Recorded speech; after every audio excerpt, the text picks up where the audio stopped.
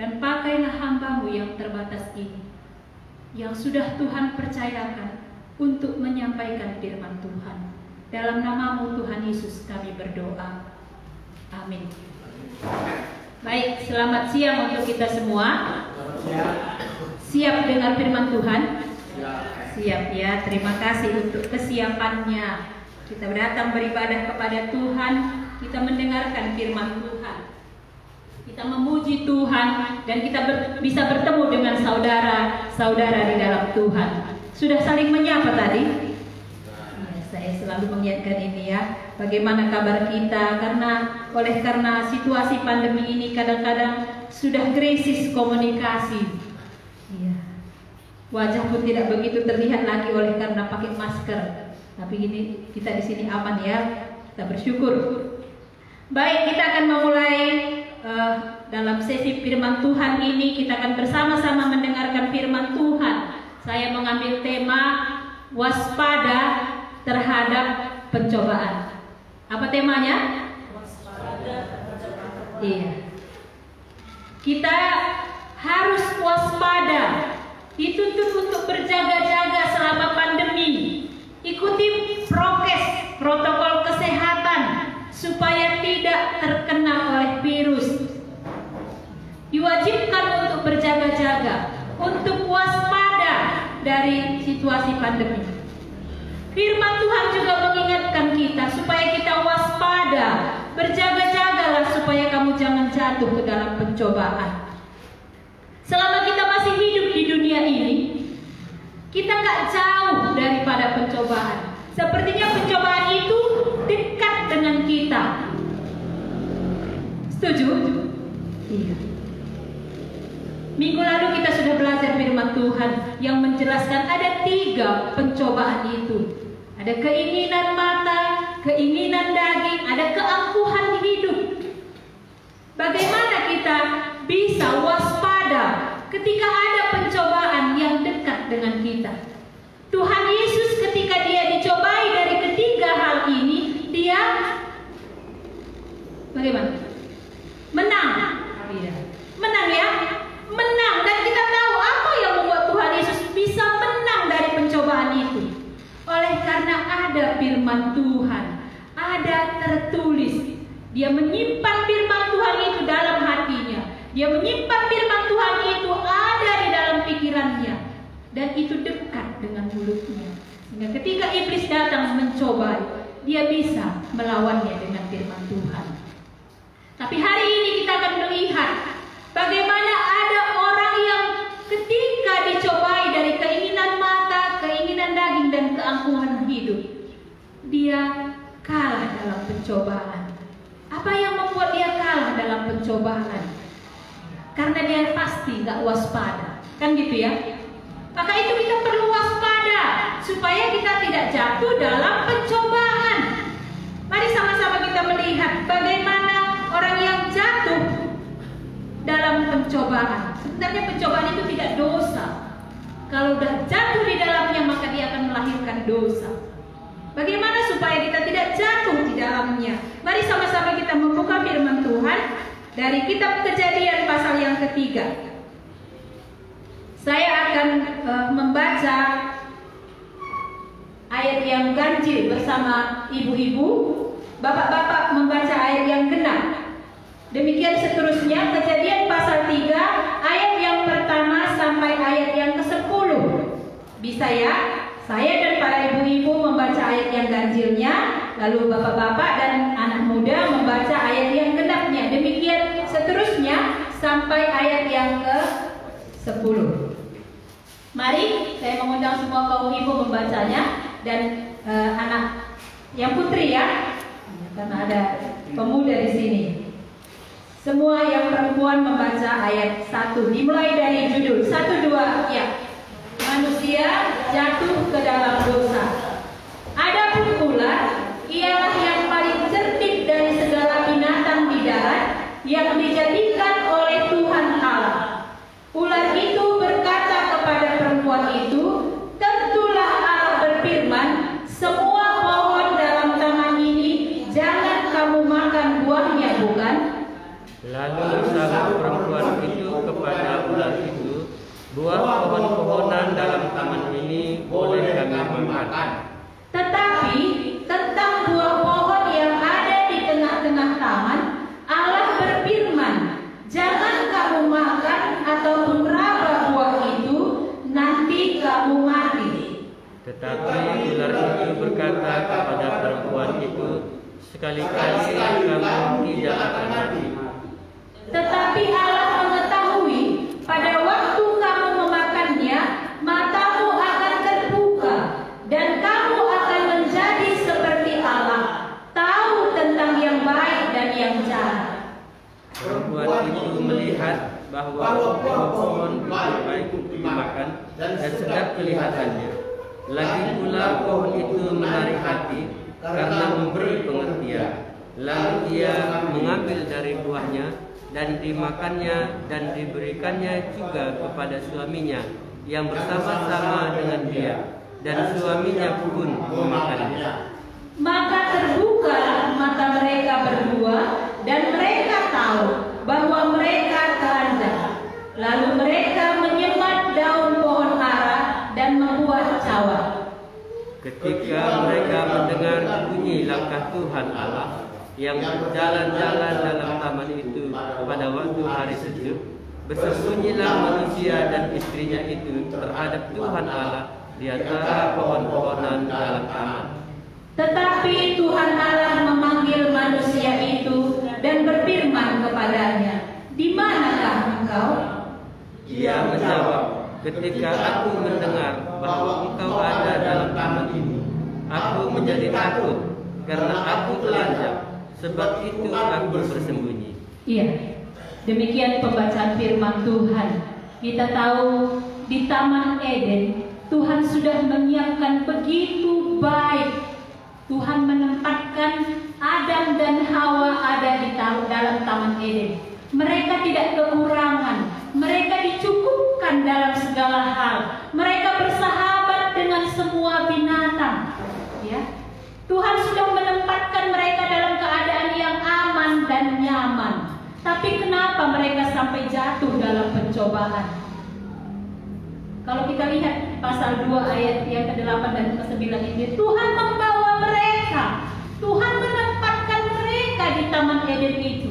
Tapi kenapa mereka bisa jatuh?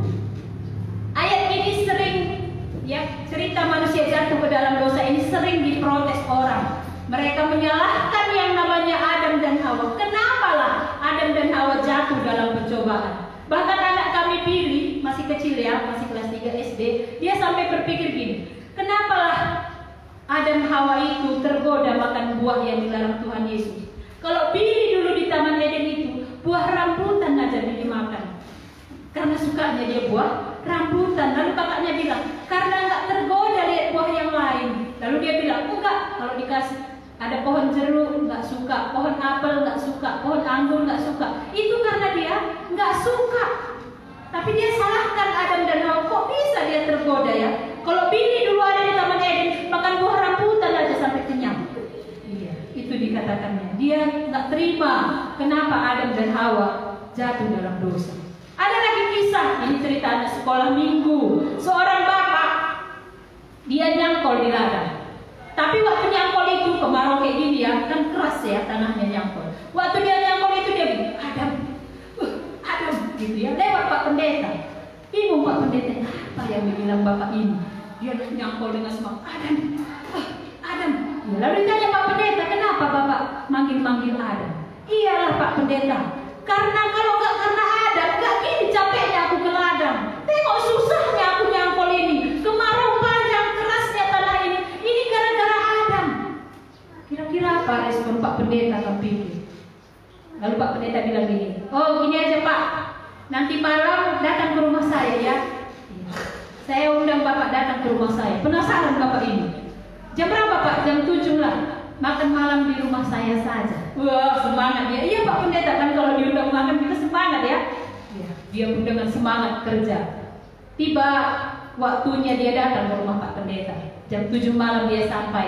Pak Pak pendeta menyambutnya dengan senang, mengajaknya ke meja makan dalam posisi tertutup dalam gedung saji semua makanannya. Dia belum bisa lihat. Lalu Pak pendeta bilang gini, "Pak, kami akan pergi." Loh, tapi Bapak ajak saya makan. Iya, Bapak silakan makan, menikmati semua makanan yang ada di meja saya. Satu makanan tertutup, yang satu itu tolong jangan dibuka. Tapi semua makanan itu Bapak makan, kata Pak pendetanya. Kami pergi dulu ya, karena ini ada kunjungan mendadak. Jadi semua boleh saya makan? Boleh, kecuali yang satu mangkuk yang tertutup itu jangan Bapak buka. Jangan Bapak sentuh itu. Baiklah Pak, selamat melayani Pak. Semangatlah dia ya. Pergi Pak pendeta, dia makan. Wah, hanya satu ini dari semua yang ada di meja ini. Ada ayam goreng, ada lombok-lombok mungkin ya. Semangat dia makan, hanya yang satu ini yang gak dibuka apa-apa. Dia asik makan. Setelah selesai makan dia kenyang. Waktu dia kenyang dia lihat di mangkok yang tertutup ini. Mulai dia penasaran, jangan-jangan Pak pendeta ini gak adil ini. Kayaknya itu lebih enak itu makan ditutup. Tapi tadi katanya jangan buka ya. Tapi di rumah ini kan aku sendiri, gak ada yang melihat. Kubuka aja lah, enggaknya aku makan, aku udah kenyang. Cuma penasaran, kok tega Pak pendeta itu gak menghidangkan yang ini. Dia pikir ya. Lalu ketika dia pelan-pelan dia buka, waktu dia buka tutupnya lompat tikus. Ternyata Pak di dalam tikus. Mulai dia terkejut. Aduh, ketahuanlah aku kalau aku buka ini, tikusnya udah lompat dan lari. Cari-carinya, mana tikus tadi? Gak ada. Dia tutup lagi mangkok itu. Pulang Pak pendeta. Bagaimana Pak? Sudah kenyang? Sudah Pak. Semua sudah dinikmati? Sudah Pak. Dia sudah mulai takut. Pasti ketahuan kalau Bapak itu buka itu pasti gak lagi tikusnya di dalam. Lalu Pak pendeta memang buka tutup itu. Apa yang dia lihat? Kenapa Bapak buka? Iya Pak, penasaran aku. Kenapa lah Bapak tutup ini, saya pikir. Setelah saya kenyang makan, saya tergoda untuk membukanya. Sama Pak, Adam pun dulu gitu juga ya. Mungkin karena kita gak hidup dulu pada zaman Adam di Taman Eden, maka kita sering salahkan Adam. Ya, Adam tergoda juga. Lalu dia bilang, iya ya Pak, kalau gitu saya mulailah menerima keadaan saya untuk tidak menyalahkan Adam. Ya. Ini cerita sekilas ya, supaya kita juga bisa menerima. Ya, jangan terus salahkan Adam. Bagaimana dengan diri kita yang sudah dengar juga firman Tuhan, sama seperti Adam dengar firman Tuhan, tapi dia jatuh dalam pencobaan. Kita bisa lihat tadi ya, mengapa Adam dan Hawa bisa jatuh dalam pencobaan. Apa yang membuatnya jatuh dalam pencobaan ini? Mari kita lihat bersama-sama supaya kita bisa mengerti nanti bagaimana kita juga harus waspada terhadap pencobaan. Mengapa Hawa yang lebih dulu didatangi oleh iblis? Kenapa? Karena perempuan ini biasa lemah, kata laki-laki kan gitu ya. Tapi kita lihat di sini sama-sama ya dari bagian firman Tuhan yang kita baca tadi. Mengapa Hawa bisa jatuh dalam pencobaan? Yang pertama ketika kita baca ayat 1, adapun ular ialah yang paling cerdik. Ya. Ular itu binatang yang paling cerdik dari segala binatang di darat yang dijadikan oleh Tuhan Allah. Ular itu berkata kepada perempuan itu, karena cerdiknya dia dekati perempuan. Kan gitu ya, dia dekati perempuan ini, dia lihat ini. Saya bilang bulan lalu ya, iblis itu aktif, dia pintar, dia melihat, mengamati, indah-indah. Dia melihat keadaan Hawa. Ular itu berkata kepada perempuan itu, tentulah Allah berfirman semua pohon dalam taman ini jangan kamu makan buahnya, bukan? Pasti kamu kalimat iblis ini? Enggak. Bukan ini yang dikatakan Tuhan. Kesalahan Hawa, mengapa dia jatuh dalam pencobaan? Yang pertama,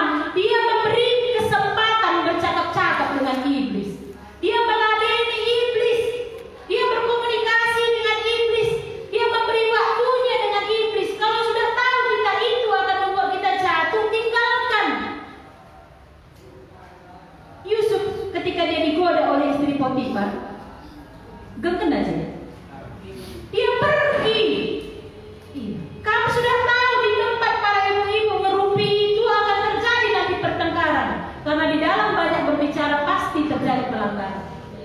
Gengken duje. Akhirnya apa? Bingung. Kalau tahu ini sumbernya, tinggalkan.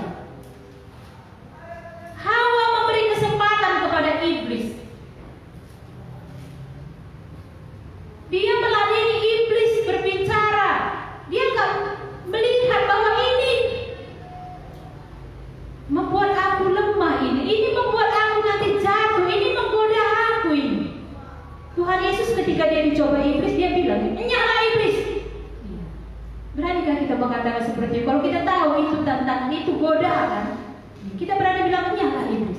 Kalau iblis itu merusak pikiran kita, merasuk kita, membuat kita nggak nyaman, membuat kita itu, kenapa aku setiap kali mau mulai baca firman Tuhan berat kali rasanya? Ini dari iblis. Lawan mereka. Saya menghimbau untuk anak sekolah minggu, anak remaja memulai membaca firman Tuhan 15 menit satu hari. Banyak? Enggak ya? 15 menit saja. Memulainya pasti berat. Tapi kalau kita tahu ini yang membuat berat, ini dari iblis ini, keinginan daging ini, kita bisa menolaknya, kita bisa melawannya. Hawa dia memberi kesempatan. Ini kesalahan yang pertama, ya. Dia memberi kesempatan kepada iblis. Jangan kasih iblis itu kesempatan kalau tahu dia menggoda kita. Yang kedua, mengapa Hawa bisa jatuh ke dalam percobaan? Hawa lemah dalam pengetahuan dan pengenalannya akan firman Tuhan. Waktu iblis mengatakan, "Bukankah semua pohon dalam taman ini jangan kamu makan buahnya?" Lalu apa kata Hawa? "Buah pohon-pohonan dalam taman ini boleh kami makan, tetapi tentang buah pohon yang ada di tengah taman Allah, berfirman Allah, jangan kamu makan atau raba buah itu."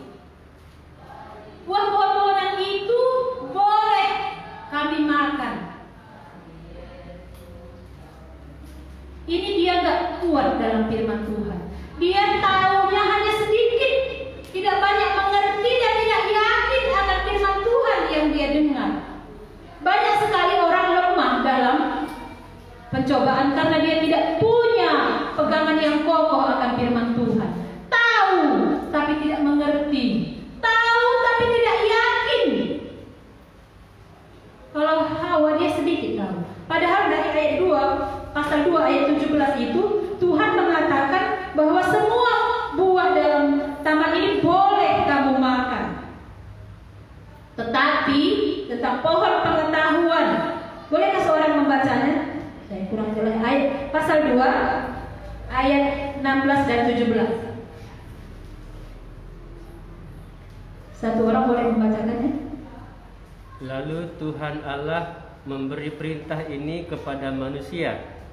Semua pohon dalam taman ini boleh kamu makan buahnya dengan bebas, tetapi pohon pengetahuan tentang yang baik dan yang jahat itu janganlah kau makan buahnya, sebab pada hari engkau memakannya pastilah engkau mati. Iya. Apa kata Tuhan? Semua buah dalam taman ini boleh kau makan dengan bebas. Tetapi tentang buah, ya, yang dilarang Tuhan Yesus itu jangan kau makan. Nanti kalau kamu makan pasti kamu mati. Hawa tambahinya, buah pohon yang satu itu nggak boleh kami makan, nggak boleh kami raba, kata. Dan dia sendiri tidak yakin apa yang dia katakan. Seringkali orang tahu firman Tuhan, tapi dia tidak yakin akan perkataan Tuhan itu. Dia tidak percaya kalau firman Tuhan itu jadi dalam hidupnya.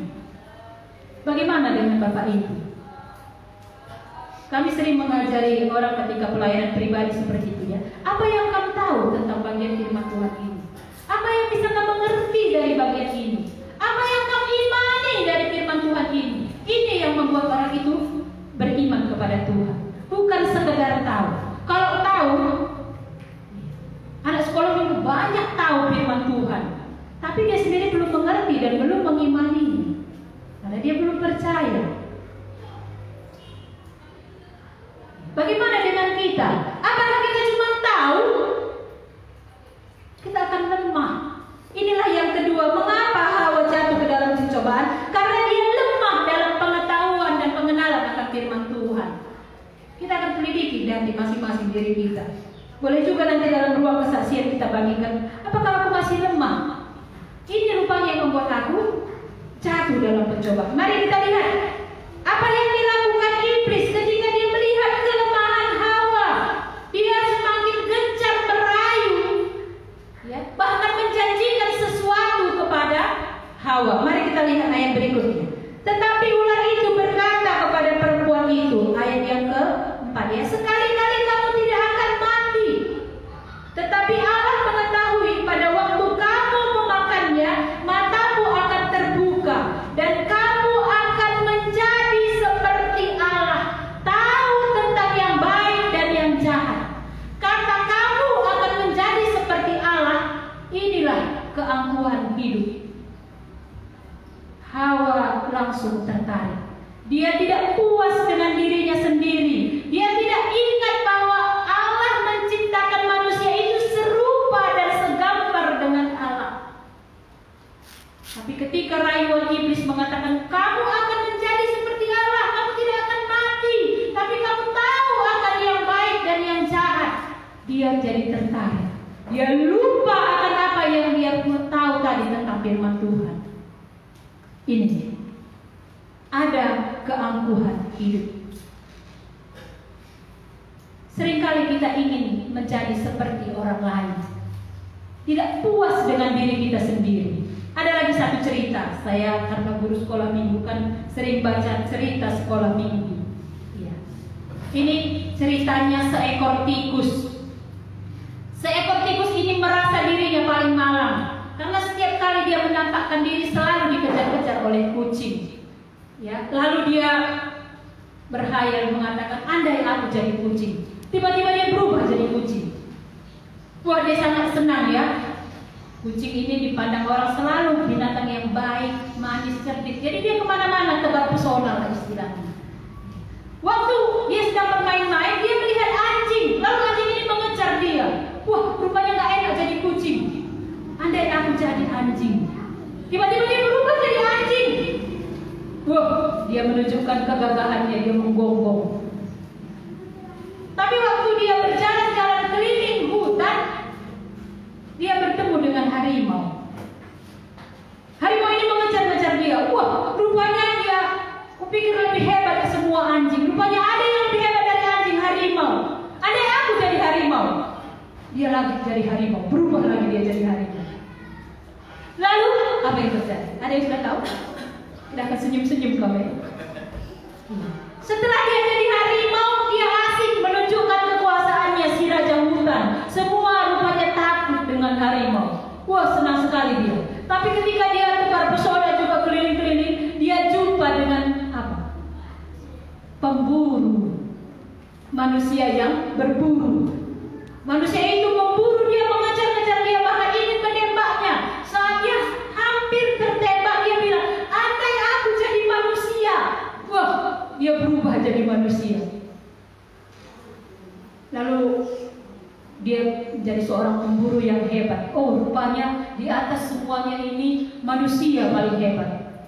Tapi manusia yang berburu, dia kelihatan gagah kalau berdapat buruan. Lalu ketika dia pulang, dia menemukan istrinya marah-marah. Rupanya pemburu ada juga yang ditakutinya, istrinya. Dia takut dengan istrinya. Istrinya marah-marah karena dia lama pulang, istrinya gak kasih makan, masak sendiri. Wah, ketakutan pemburunya. Wah, rupanya pemburu ini bukan hebat. Adek aku jadi seorang istri. Tiba-tiba dia berubah jadi istri. Waktu dia ingin masak, apa yang terjadi? Dia ketemu dengan tikus. Lalu dia melompat ketakutan. Wah, rupanya istri pun ada juga yang ditakutinya. Balik aja aku jadi tikus. Balik lagi dia jadi tikus. Ini, cerita ini apa artinya? Gimana? Jadi diri sendiri. Orang yang tidak puas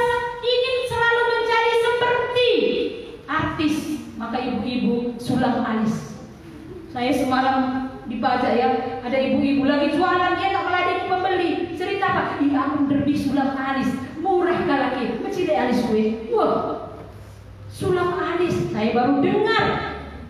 Ingin menjadi seperti orang lain yang kelihatan menarik. Tuhan sudah buat alis kita bagus. Saya bingung, kayak mana pula sulam alis? Saya membayangkan orang nyulam, imesui kape, gitu ya. Ketidakpuasan mempermak dirinya. Ada yang sampai operasi penyakit perawatan jutaan. Tidak puas. Apa intinya? Keangkuhan hidup. Hawa tidak puas dengan dirinya. Ketika ada kata kamu akan menjadi seperti Allah, tahu tentang yang baik dan yang jahat, dia tergoda. Dia lupa akan firman Tuhan. Dia lupa akan perkataan Tuhan. Dia lupa kepada siapa dia harus taat. Dia melanjutkan hubungannya dengan iblis. Apa yang terjadi selanjutnya? Iblis terus menggoda dan merayunya. Mari kita lihat ayat berikutnya. Ayat yang ke-6. Perempuan itu melihat bahwa buah pohon itu baik untuk dimakan dan sedap kelihatannya, lagi pula pohon itu menarik hati karena memberi pengertian. Ini pencobaan oleh karena keinginan mata. Pertama melihat, wah mantap ini, baik ini. Sedap kelihatannya, memberi pengertian, tertarik. Seringkali kita jatuh dalam keinginan mata. Udah bapak-bapak pun sering jatuh dalam keinginan mata. Sekarang ada banyak aplikasi di HP ya, menunjukkan mari bergabung dengan gambar-gambar yang gak senonoh ya. Lalu dia klik, dia mau melihat. Ini keinginan mata yang akhirnya dia berbuat sesuatu yang menyenangkan keinginannya dan jatuh dalam keinginan seks. Apalagi orang muda. Keinginan mata ini membuat kita jatuh dalam pencobaan dan melahirkan dosa.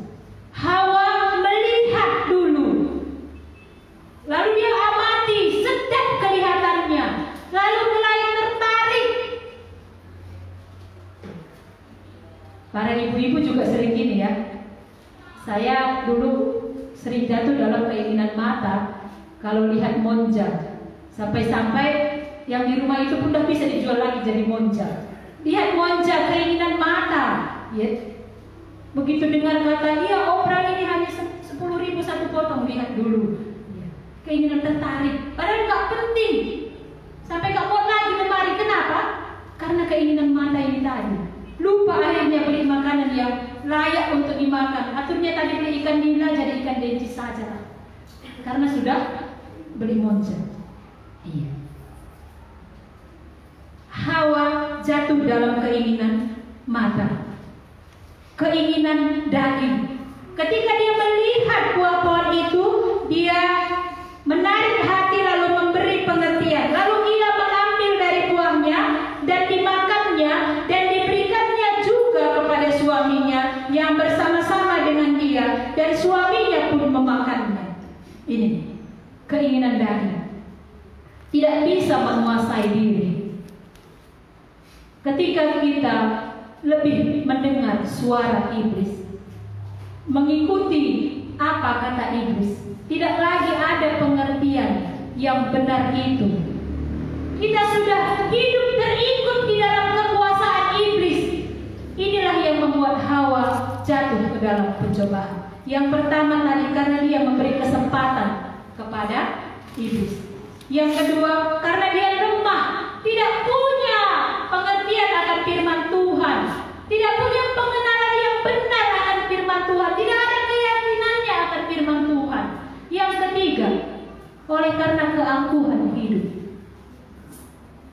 dia ingin menjadi seperti Allah, tidak puas dengan dirinya, dia tidak bisa menguasai dirinya oleh karena keinginan mata dan keinginan daging. Inilah sumber penyebab mengapa Hawa bisa jatuh ke dalam pencobaan. Kita bisa lihat ayat yang ke-7. Maka terbukalah mata mereka berdua dan mereka tahu bahwa mereka telanjang. Lalu mereka menyemat daun pohon ara dan membuat cawan. Ketika orang jatuh dalam pencobaan, akhirnya pencobaan itu melahirkan dosa.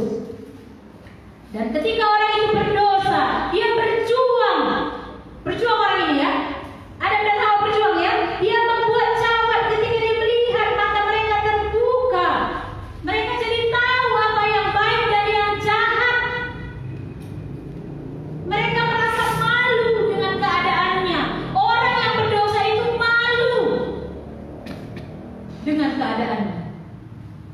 Kamu ketika kamu berbuat dosa malu ya kamu? Atau senang-senang saja ketika jatuh dalam dosa? Aku memang gak kayak orang itu bisa lah, aku ini apalah, aku lemah, tapi janganlah.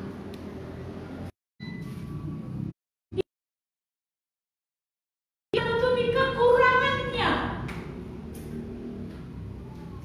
Ada yang kurang dalam dirinya. Mari kita lihat ayat berikutnya. Apa yang terjadi? Ketika mereka mendengar bunyi langkah Tuhan Allah yang berjalan-jalan dalam taman itu pada waktu hari sejuk, bersembunyilah manusia dan istrinya itu terhadap Tuhan Allah di antara pohon-pohon dalam taman. Apa yang terjadi? Ketika mereka sudah menjadi berdosa oleh karena jatuh dalam pencobaan, mereka malu, mereka tidak berani datang kepada Tuhan. Ini saya sering merenungkan mengapa orang tidak lagi mau dilayani, tidak mau diajari, tidak datang ke gereja. Mungkin karena dia melihat dirinya sudah berdosa, sudah tidak berani datang kepada Tuhan. Tapi ingatlah, ketika kita berdosa, kasih Allah itu nyata, besar, dan dia tunjukkan kepada orang yang jatuh dalam pencobaan, yang sudah menjadi berdosa. Ada lagunya ya, apabila dia jatuh, tidak sampai tergeletak karena Tuhan menopangnya. Apa yang dilakukan Allah ketika Adam dan Hawa jatuh dalam dosa? Mari kita lihat ayat berikutnya. Ayat yang ke-9. Tetapi Tuhan Allah memanggil manusia itu dan berfirman kepadanya, di manakah engkau?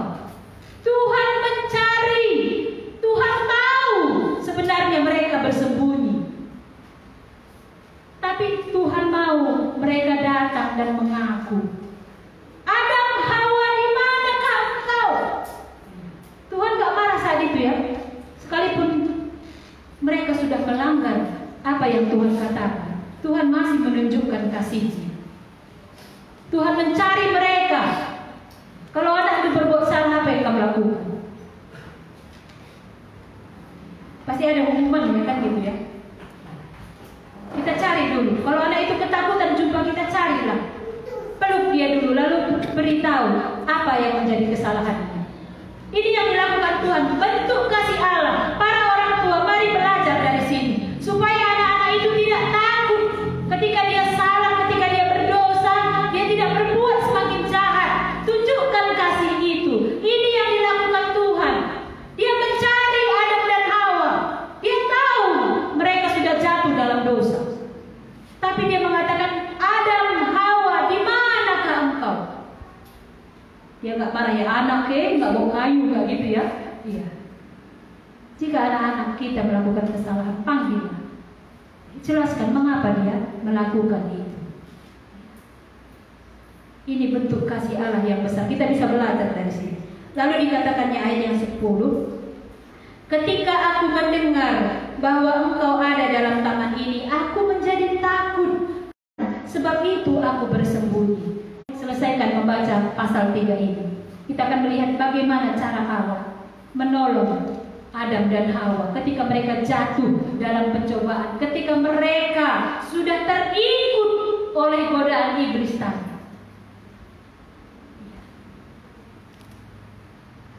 Tuhan Yesus bertindak.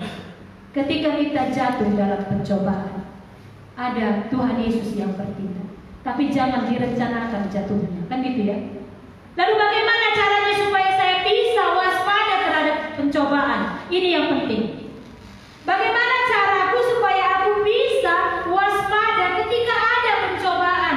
Tadi saya bilang di awal, kita semuanya hidup dalam dunia dikelilingi oleh godaan dan pencobaan. Bagaimana caranya supaya aku bisa waspada, supaya aku tidak jatuh seperti Adam dan Hawa ini? Kalau Adam dan Hawa ada 4 hal tadi yang membuat mereka jatuh ke dalam pencobaan. Tapi bagaimana caranya supaya aku tidak jatuh? Waspada. Dengan cara apa aku harus waspada? Mari kita lihat bagian yang pertama. Mari kita buka sama-sama Yakobus pasal yang keempat, ayat yang ke-7. Adakah seorang yang sudah dapat membukanya? Yakobus pasal 4, ayat yang ke-7. Sudah dapat? Kita akan baca ayat ini sama-sama. Kalau boleh hafalah ayat ini, supaya ada kekuatan kita ketika kita dicoba. Yakobus pasal yang keempat, ayat yang ke-7. Kita baca sama-sama, sudah dapat?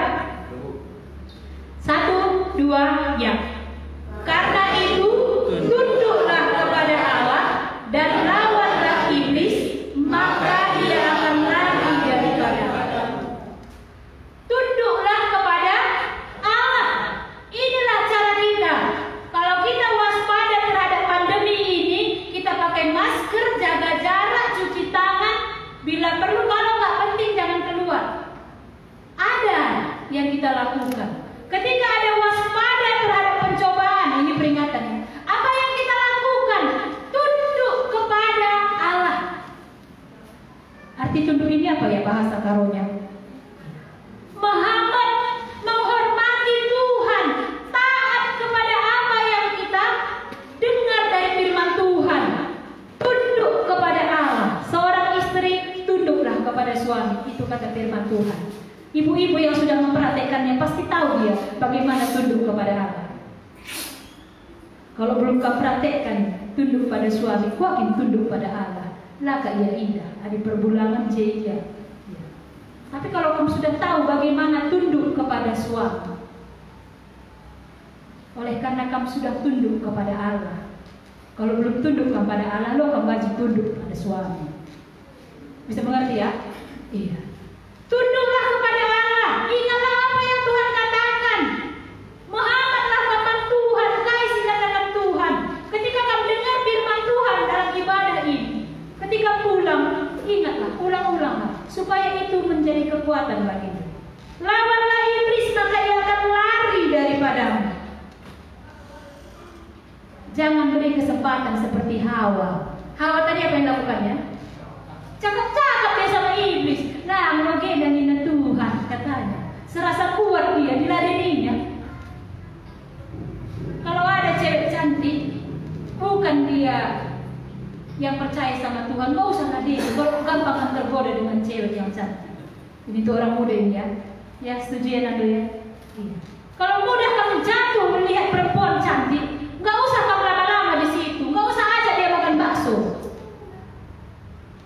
Jatuh pasti kamu dalam pencobaan. Jangan beri kesempatan. Tunduklah kepada Allah, lawanlah iblis, maka ia akan lari daripadamu.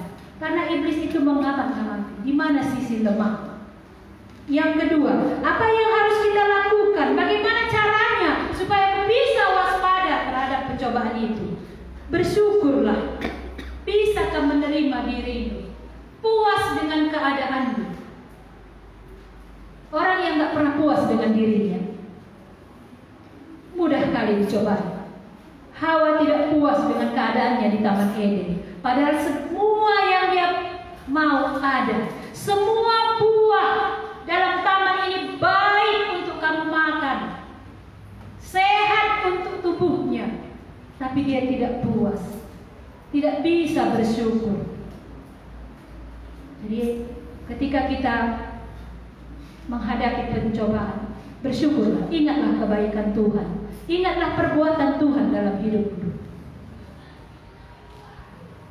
Bagaimana Tuhan sudah menolong kamu, bagaimana Tuhan sudah berbuat dalam hidup, sudah melepaskan kamu dari dosa. Ketika kami ingat itu, pasti kami bisa menang dari pencobaan. Yang ketiga, firman Tuhan minggu lalu mengatakan, janganlah kamu mengasihi dunia ini, tapi kasihilah Tuhan Allahmu dengan segenap hatimu. Ketika kita berpihak kepada Tuhan, iblis tidak akan kuat mencobai kita. Ketika kita lebih banyak mendengar suara Tuhan daripada suara dunia ini, iblis tidak akan berani mencobai kita. Kalau nggak percaya, praktekkan. Jangan kamu mengasihi dunia ini. Jangan ikut di dalamnya. Ini yang ketiga. Yang terakhir, apa yang harus kita lakukan kalau kita harus waspada terhadap pencobaan ini? Bagaimana caranya?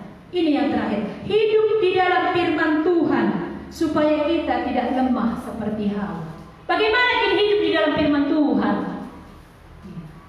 Saya senang ada orang nanya gitu ya. Kok seringkali aku dengar hidup kamu dalam firman Tuhan. Gimana caranya hidup dalam firman Tuhan? Kamu tahu? Gimana yang dibilang hidup dalam firman Tuhan itu? Kalau ciri-ciri makhluk hidup tahu kamu? Tahu ya? Bertumbuh, bergerak, menghasilkan apa ya? Reproduksi maksudnya. Hidup di dalam firman Tuhan berarti ada pengetahuan yang bertumbuh, rajin gencar. Dari tahun bertobat tahun 1991 sampai 2021, itu cuma firman Tuhan yang diingatnya. Ini nggak bertumbuh, nggak hidup dalam firman Tuhan, nggak ada pengetahuannya yang bertambah. Mari kita koreksi diri kita. Hidupkah aku dalam firman Tuhan? Artinya pengetahuanku akan Allah itu, pengetahuanku akan firman Tuhan itu bertambah, bertumbuh. Pertama pengetahuan, yang kedua pengenalan kita. Erbagesna tandai ke Tuhan dah. Tambah ke penandai itu karena Tuhan. Entah asal sungguh siapa Tuhan Yesus juru selamat. Larap. Tambahkan pengenalan kita kepada Tuhan itu. Kalau kita punya hubungan dekat dengan suami, kalau Mama Esther ditanyakan berapa persen yang kamu tahu tentang Bapak Esther, saya rasa dia bisa bilang 99%. Kuta karena Bapak Esther. Tatapna saja aku bokuang kau bro. Karena apa? Hubungan yang dekat. Apalagi sudah berapa tahun menikah? Ada umur Esther berapa? 19, 18? Iya 16 ya. Mungkin sudah 17 tahun sampai lupa usia anniversary-nya. Sekali-sekali boleh juga dirayakan, undang kami ya. Apalagi kalau manggang. Ya ini supaya gak ngantuk saja.